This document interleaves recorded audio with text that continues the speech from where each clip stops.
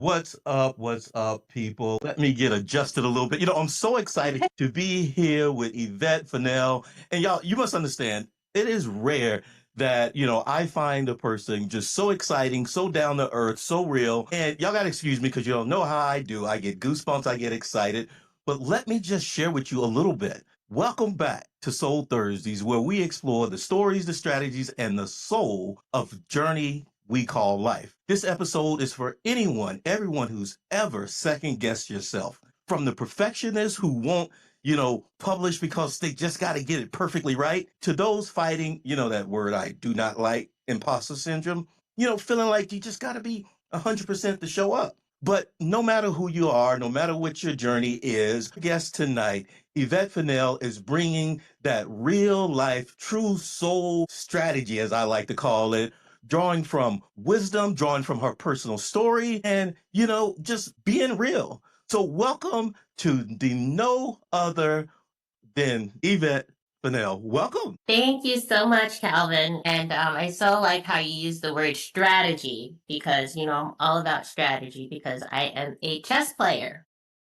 Also, And that is how I spend most of my free time sitting in the park playing chess. I am also on the board of the Marshall Chess Club, which is a historic chess club in the United States, in New York City. And I want to talk to you about one, how I came to do this podcast, which is crazy to me. Like, I think you messaged me in January about doing this, and I was like, really? Like why me? I didn't know. And then it was something that I wanted to do because I've been thinking very deeply about this idea of coincidence.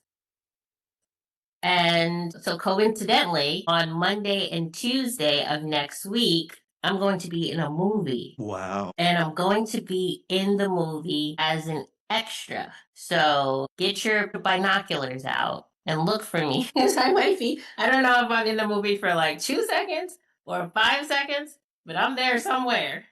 And I'll probably wait till the end of the movie just to see my name in the credits because that's something that's never happened to me before. And I thought it was really interesting. So the movie is called Finding Faith, and it is starring Paula Patton, Stephen Bishop, Greta Devine, and Keith David are in there as well. And two really good friends of mine from Duke, Charles Porter and Kenedrick Adams, are producers. So back in late August of last year, I get a text message like, Charles is doing this movie and he wants his friends to be extras in the movie. This is on a Monday now. Can you be in LA on Wednesday? And I was like, I'm there. I am there. So I got on the flight and then my flight number, and I look for all of these things, right? So certainly I'm looking for all of these things, but like when I talk about these coincidences, there really are there are signs from God that are giving me these breadcrumbs in life that I can follow. And I need that in my life because in my life, I have a lot of freedom. I don't have kids, I don't have a partner. And so I don't feel over obligated in life. And so I believe that everyone has access to these signs, but it's about like being in tune, clearing out the clutter. So my ticket on the plane was F. And so 3 is like my birthday month. F is like my last name, is the first letter of my last name. And then it's like finding faith. And so, yeah, so I did that with my friends. Awesome, awesome. I love the way you share not only your story, but also your belief, your wisdom. And I like how you begin to talk about these moments. I don't know, it's almost feel like divine intervention, but you say no matter where you are, if you're, in East Coast, West Coast, partnered, not partnered, we all have access to this thing, right? These coincidences.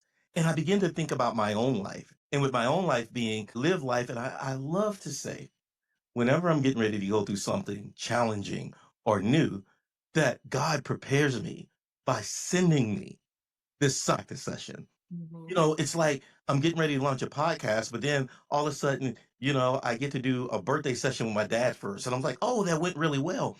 And I really love that. Tell me about the trip to LA and the movie. I mean, this just sounds like, I don't know, it doesn't Yeah, sound like no, me, but is this your personality? You just jump on a plane and do it? What happened? you know what? And sometimes I take it for granted.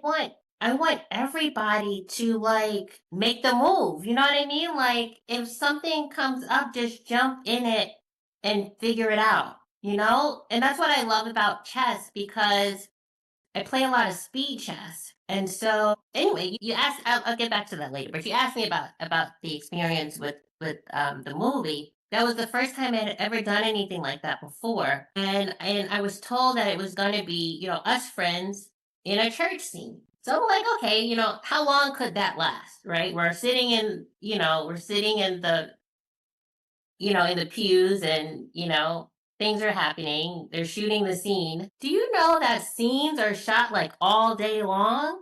Like it was work. And it was hot, but you know what? I was there with my friends. And I think that another thing too is like another cool thing is like not having an agenda. You know what I mean? Being along for the ride, but not forcing an agenda. Because it's like we're there experiencing the moment, enjoying our company, but we're not like up and coming actors, trying to like, find the director and you know what I mean? Like sometimes we can be so focused on our own plans and agendas that it undermines really greater things that God has for us that we wouldn't have come up with ourselves. I really love that moment. I was chatting with someone recently about the importance of travel. And you had like so many moments. It wasn't just travel. You're out of your norm, you're doing things a little different, but it's familiar because you're surrounded by friends. Tell me about this statement. When you said it, I just get goosebumps. Make the move. I feel like this is a personal philosophy. How did this become a thing for you? I mean, was it playing chess one day? Was it reading a book? Yeah, How you does know it what? sound so powerful? What does that mean, leaving? I really enjoy spontaneity in my life, but I also enjoy discipline and order. And so what I've learned from chess is that there's a lot of discipline in chess. And there's discipline in every field, right? And so when your pieces are in the right place, it makes your chess position right with tactical opportunity. And so when you do the things in your life that position you for success, it makes yourself right for tactical opportunity. A tactical opportunity. Like for example, are you, getting up early in the morning? I tell my kid, I'm an assistant principal. I tell my kids at school, you know what I mean? If you're not up, ready to go, you're missing so much opportunity in life. And so if you recognize that you're surrounding yourself with negative forces or relationships, things that you can really actively identify that they don't serve you, don't place your time and attention to those things because we only have but so much time. And when you're focused on those things that are not serving you, there are things way on the other side that are ready to serve you, but you're not focused on those things. So turn to those things. You know what I mean? And the persistent turning to those things can create a right position where you're making moves that allow you to experience life in a more meaningful, a more positive way. Yes, indeed. I'm starting to see the educator come out. We love a good story, and we're always curious, right? When I was seeking you out, I was like, I can tell she's into the education and the kids, but I can tell she's into chess. She does her own thing. And I was curious about how all of the pieces come together. This thing that you're describing as showing up, the preparation. You have a statement you use about your 70%. What's your advice on showing up with 70% even when you don't feel like 100%? Tell us Yeah, about that. years ago, I really struggled with depression. Sometimes, we're better than others, but it always felt like this weight on my heart, like this just lag. that I had to fight through and overcompensate. And sometimes, I get up in the morning and I still make it in, but I get up in the morning, message my boss and be like, I don't think I'm coming in this morning, but I still get myself together and make it in and surprise them. I don't know. And I just realized that after I make it in, there's so many cool people around me at work, who are very loving and giving, and it would just like, pull me, it would just totally turn me around, than if I had stayed home in a funk by myself, and so I decided that, like, look, my 70% is pretty great. You know what I mean? I don't you don't have to be 100% all the time. Just show up. Show up, because it's not just you that pulls you through. Like, there's so many things in life that can pull you through, take you from point A to point B, or just turn everything around for you. And I wanted to shout out my coworkers that I had on Rikers Island. I actually taught English. I'm an English teacher primarily, but I did teach a little chess too when I was there. I taught on Rikers Island, the jail in New York City, for 6 years, which is a whole other conversation. But I do want to shout out, Killer Young, Mr. Crave, Mr. Mills, Mr. Robbins. The list goes on and on. And of course, our students who were just, wonderful. Kids are going to be kids at the end of the day. We had to deal with a lot of tough kids that went through a lot in life, but we had a good time. Yeah, let's talk about that a little bit because that's one of the key things. Growing up, seeing what I've seen growing up, moving in different circles, and beginning to realize how fragile it can be to see a child slip through the cracks, to see, this, vulnerable population just get affected and slip through the crack. I began to see chess, there's movies about it and things like that, but as a great opportunity to reach people who are going through things. And I began to see the opportunity, the focus, the discipline, the strategy, all of the virtues and life lessons that I can see. Do you have any stories you would like to share of maybe you're working with anyone of how you feel that chess can be helpful for reaching different people? Absolutely. And chess is, well known as a mind game. I look at chess as weightlifting for the brain. All of the connections that chess helps you make for your mind, the it translates into so many other areas of life. But one thing that people talk about, not so much about chess, is what it can do for your emotional resilience, especially when you play tournament chess. When you play tournament chess, I mean, those games can last like 3, 4 hours, and you're experiencing so many emotional ups and downs in the game. Maybe you were winning in the game, and all of a sudden you make a move and now tables have turned. You're feeling, all of that. And all of that it happens in life. You can, when you're feeling down about your game, either you're going to lose the game because you've decided that you've already lost, or you're going to allow something to kick in to keep fighting and wait for a moment where the tables can turn back in your favor. And that's life. If you get down, don't count yourself out. Stay in the game. As you're talking, I'm just kind of smiling on the inside as I'm thinking about, I'm really big into generations, right? And as I look at the next generation on deck, they call them the YouTube generation. And as I begin to watch, as young people start college and they go through these adulting courses.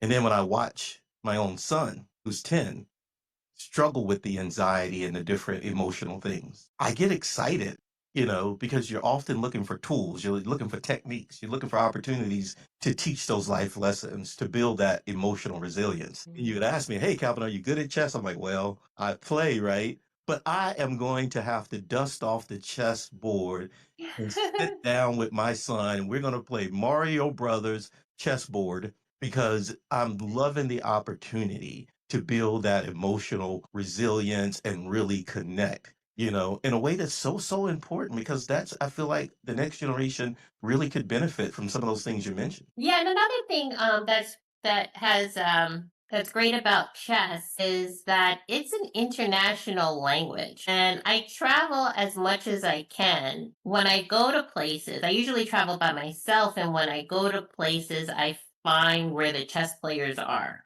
because it's just an instant accessible community for me. And the players, they don't have to speak my language, but we can sit across the board and have a good time. Wow, I never thought about that, right? So you can go to Greek or somewhere, see some guys playing chess, and sit down and just play, and you don't even have to speak the language. No, like it was a couple years ago where I don't know, we had some weird cold weather on the East Coast. And so much so that I couldn't make it to North Carolina to see my parents for Christmas. But I was checking the flights and I was like, but I can go to Chile. So I got on a flight to Chile and I connected with Beatrice Marianello, and she was women's champion of Chile for like over 10 years. And so she connected me with chess players over there, and they have a really vibrant chess scene in Chile. And my Spanish is not great. But you know what? So much communication is body language, and when you have a game like, when you have something in common, a game like chess, it's, you can connect with people. So I had a really great time. Very vibrant chess scene over there. What an awesome experience. I'm thinking, and in my mind, I love games, and I'm thinking how some games, have different versions when you go different places. But for the most part, Yeah. would you say chess is consistent no matter where you go? Yeah. Mm-hmm. Wow. Yes, that's a great opportunity. I hadn't thought about that. Let's talk about the messy middle and the what's next a little bit, because as I begin to listen to your story, I begin to see so much application. Sometimes people are struggling, but they don't know how. They don't know how to take that move. And as you would say, Yvette says, make the move. But I begin to see, I do consulting, right? So, I'm helping entrepreneurs launch businesses, write books, do workshops. And sometimes I run into the perfectionists. The one, they cannot make a decision. They cannot make a move until it's perfect. Mm-hmm. Well, I also work in software, and we do this, I can't even say it right now, it's Mm-hmm. progressive elaboration, where you evolve, and the more you go, the closer you get to the goal, and you begin to see a more clear picture. And I begin to see how perfectionism or imposter syndrome can just really paralyze people. It's so paralyzing, and coming up in life and being a good student, having like my first major failures, in life were so debilitating. And now, that I'm much older and I lead a team of people at work, and I tell them, don't be afraid to make mistakes. I tell them, I make more mistakes than everybody, and I always apologize. I definitely, I own my mistakes, but I tell people I make more mistakes you than anybody because I make more attempts. And so people who are not making mistakes in the workplace, they may not be making as many attempts as people who do. And so don't be afraid to make those attempts because it gets you closer to solving problems. Mistakes lead you to new ideas, and it's more about all of this is really about how we use our language to frame what we're doing in our results. When we begin to reframe things, we can see the potential in what's going on. Like for example, the program that I'm an assistant principal for is a GED program. And so we deal with mainly like two main categories of students who have had spotty educational backgrounds and now they just want to finish up, and get their GED. And we have students who are new to the country who, may have had an education back in their home countries. It's so heartbreaking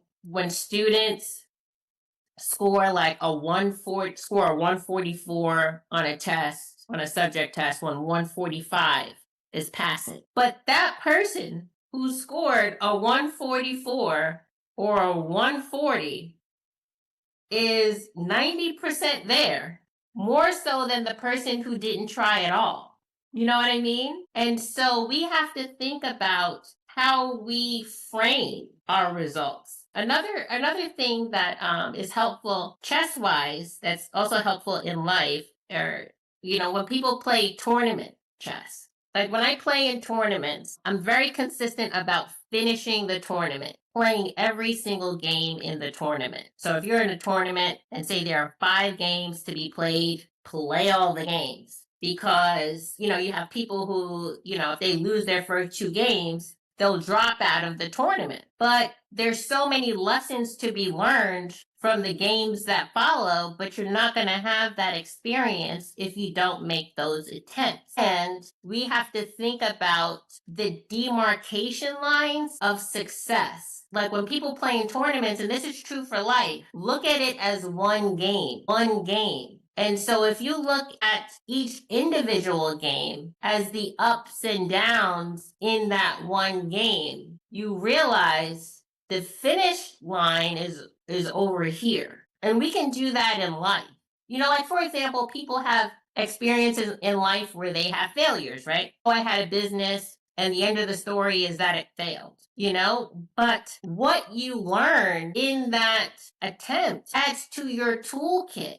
Nothing is wasted. No knowledge or experience is wasted. And so many times it's about how we frame these outcomes in our life. Yes, yes, yes. Thank you for sharing that. As you're speaking, it really reminds me of some of the important things of showing up, and as you're saying, finishing. And, I'm actually in the process of producing an episode. And as you were talking, I was asking a question, how did we get here, right? How did we get to this place where it's all about winning, winning, winning, and not just winning, winning all the time? Statistically, that's not even realistic. It's not practical. There's no way it can happen. So I began to think about this hyper competitive culture. So I'm producing an episode. I got to get you involved in this episode of how do we get here to hyper competitive culture? Because it leads to stuff like perfectionism and anxiety and perfectionism. It also leads that competitive culture. And nothing great is done by an individual. Like you look at a movie, you sit at the end of the movie, you see how many credits roll in the movie? We have to have the state of mind where we're collaborating. And that's what we want kids to do in school more, is collaborate. Yes, indeed. Well, I am excited about the next step. I'm excited about this episode dropping. Let's begin to talk about the call to action or what's next. We've talked about a lot. Any messages you want to share, talk to us. What's next for you? What's your call to action for the people watching? My call to action is 2 parts. One is to really evaluate your life position. Everyone has a life position that's like a chess position. And take stock of all the great things that are going on in it and give that more weight than the not so great things, so that the not so great things become lesser and lesser. Be deliberate about that. Another thing too is do all the things, do all the things that you want to do and move in the right direction. Don't break things down into small tasks to lead up to the big task. Because when you see people that you see as successful in your head, you're not seeing all the ups and downs. You're not seeing the failures. Unless you take time, maybe read autobiographies and stuff, that's helpful. But when people are posting their cute kids, they're not posting the poopy diapers. You know what I'm saying? Like there's so many ups and downs that happen before you get to there's no like mountaintop, experience life in a way that's positive and that makes you feel good and positive every day, and then just get up and participate and smile at people, connect with people. Smiles are free. You can give them, you can receive them. But all that good energy, and just try to make the negative stuff, because we know the negative stuff, try to make it take a back seat. Awesome, awesome. Now tell us about the movie. Where can we catch the movie? I understand it's going to be playing on a few strategic days, locations. Yeah, so it's in theaters on this Monday and Tuesday, June 16th and 17th. And if you Google Finding Faith, you'll add in Paula Patton, Don't add in my name because it's not gonna pop up. Just extra. You'll find the link to buy a ticket for Monday and Tuesday. It's just Monday and Tuesday in theaters, and we definitely want as many people to show up and support this film. You will be inspired. Awesome, awesome. What a great opportunity. Thank you, Yvette, for hanging out here at Soul Thursday, sharing with us your message, sharing with us your motivation, your And I have one more plug. oh, what else? Follow me on Facebook. Yes. Follow you on Facebook. Do we have to you got a hashtag or something like how do we follow? No, just my Make the name. move. Just make the I'm, move. I'm the only one. Okay. Yes, indeed. Thank you for hanging out at Soul Thursdays and sharing with us, your journey, your passion, just how you make sense of this crazy world around. And I love, love, love that if there's one word to describe you, it's make the move.